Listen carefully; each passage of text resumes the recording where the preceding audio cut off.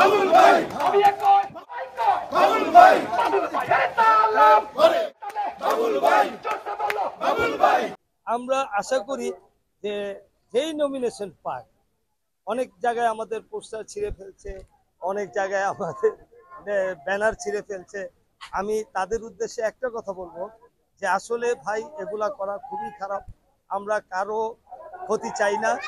আমরা আশা করি সবাই আমরা ভাই ভাই আমরা এই জিনিসটা মেনে চলবো এবং আমরা কারো পোস্টার ছিঁড়ব না, কারো সম্বন্ধে গীবত করব না, কারো প্রচারণার ভিতরে খারাপ মেসেজ দিব না। আমরা সবাই সবার জন্য দোয়া করব। না না, জনপ্রিয়তার মূল কারণ হচ্ছে আমরা আসলে একদম সাধারণ মানুষ। আমাদের বিশাল ইন্ডাস্ট্রি প্রাইম গ্রুপ, বাট সব নারায়ণগঞ্জের প্রতিটা মানুষ জানে আমরা একদম সাধারণ। তাই আমরা সাধারণ বিদায় মানুষজন এই জিনিসটা জানতে অনেক আগে থেকে জানে, বিদায় তারা আমাদের উপর ঝাঁপিয়ে পড়েছে। এটাই আসল কারণ, অন্য কোনো কারণ না। আসলে ঘটনা হচ্ছিল অনেকে জানেনই না, আমরা অনেককে বলিও নাই যে আমার ভাই বর্তমানে দেশের বাইরে আছেন।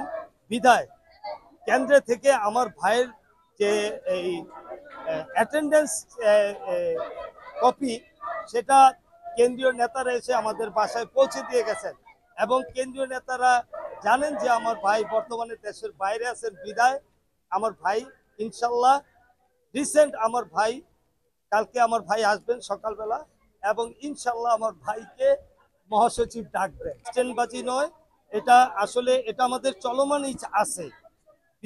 বিগত বছরগুলোতে হয়তো আপনারা জানেন না, যেহেতু আমরা মিডিয়াকে বিগত বছরগুলোতে ডাকি নাই। আমরা বিগত বছরগুলোতে কিন্তু আমরা ফগার মেশিন দিয়ে এলাকায় এলাকায় আমরা এই অ্যাসিড মশা নিধনের জন্য আমরা ব্যবস্থা নিয়েছিলাম এবং এই যে চলমান, হয়তো অনেকের চোখে লাগতেছে যে আমরা কেন আজকে, এটা হচ্ছে হলো আমাদের ভালোবাসা। কারণ আমার ভাই জানেন, অনেকে জানে না যে আমার ভাই বিএনপির জন্য একজন নিবেদিত প্রাণ।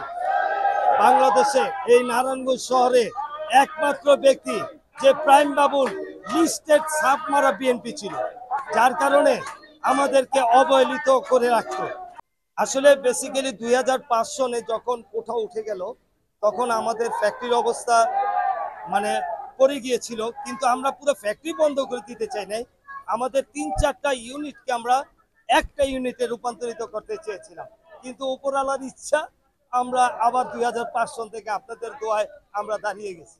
আমরা প্রতিদিন বাবুল ভাইয়ের প্রচারের জন্য ডোর টু ডোর যাচ্ছি। শুধু একটাই প্রচার যে আমাদের তারেক রহমান দেশ নায়ক, রাষ্ট্রনায়ক আমাদের তারেক রহমান আমাদেরকে যে 31 দফা আমাদেরকে দিয়েছে, বাবুল ভাইয়ের মাধ্যমে, বাবুল ভাইয়ের জন্য নেমেছে এবং বাবুল ভাইয়ের মাধ্যমে শুধু আমরা 31 দফা প্রচারণার জন্য নেমেছি এবং এটা নিয়ে কাজ করতেছি।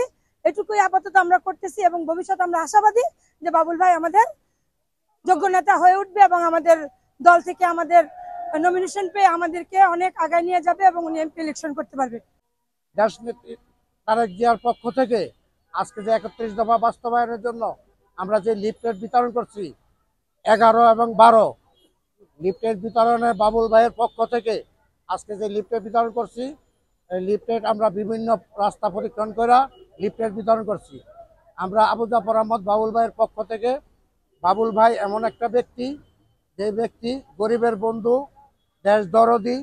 আমরা চাই বাবুল ভাই নমিনেশন প্রত্যাশী, যদি নমিনেশন পায় আমাদের নারায়ণগঞ্জবাসীর জন্য অনেক উপকার হবে, গরিবের অনেক উপকার হবে, মসজিদ, মাদ্রাসা, এতিমখানা সব কিছুর উপকার হবে। আমরা তার জন্য দোয়া করি এবং তার জন্য আমরা আশা করি যেন তিনি নমিনেশন পায়, সবাই যেন তার পক্ষে কাজ করে। সে একজন বিএনপির নিবেদিত পান, তার জন্য সবাই দোয়া করবেন। আসসালামু আলাইকুম।